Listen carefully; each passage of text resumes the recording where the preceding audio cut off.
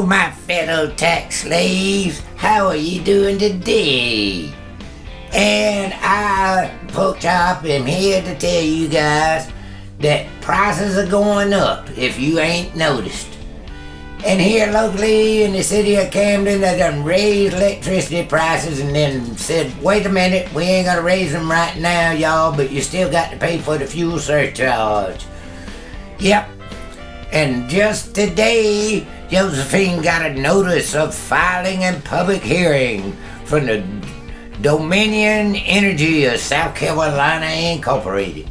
You see, the one thing about electricity and natural gas and energy companies and all here is providing electricity and heating gas and all that, they are a monopoly. See, each one of them got their own monopolistic area that's given to them by the government. And so when the government controls and regulates and rules and all that over the electricity companies in order for them to get them monopolies. And so whenever they want to raise the prices, they had to come to the state and they got to say, guys, we really need some more money, and so they hold a public hearing.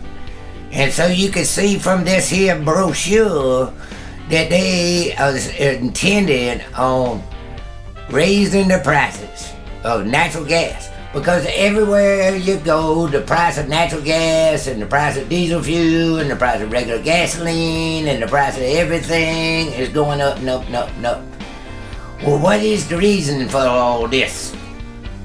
A lot of people say it's Putin against Biden and the sanctions over in Russia against Russia and all that kind of stuff. And a lot of people say it's the Rona, they're gonna disturb everything. Well, all that is true, and it contributes to it. But one thing we can be sure of is that government caused the problem to begin with, which causes another problem, and then the government causes another problem, and another problem, and another problem, and another problem. And it keeps going around and around and around and around. And it all begins with this little chart over here. I'm going to show you. So up here, the Great Congress in 1913 decided that they would create a central bank, the Federal Reserve.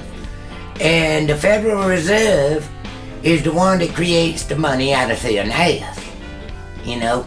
And so Congress then is able to spend as much money as they really want to and just put in there, I owe you, we'll pay you. And what we do is we just pay the interest and we don't pay on the principal printed out of thin air. So Congress spends money like crazy. And what they do is they spend it on big old tanks in the military industrial complex, don't you know?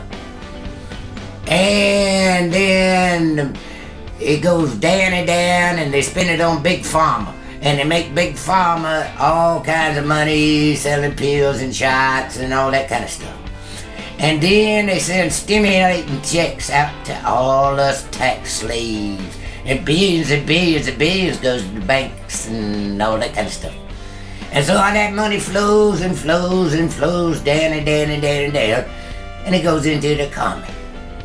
So then we go back up to the top. So then the Federal Reserve goes in and lends the banks a whole pile of money. See them dollar bills going up, down and down. And the banks come in and they start making loans all over the place. And see, that's a fractional reserve lending thing. So they have a little bit of reserve and then they loan everything out and then it comes back and it creates money over and over and over again. So that's why there's a whole bunch of dollars.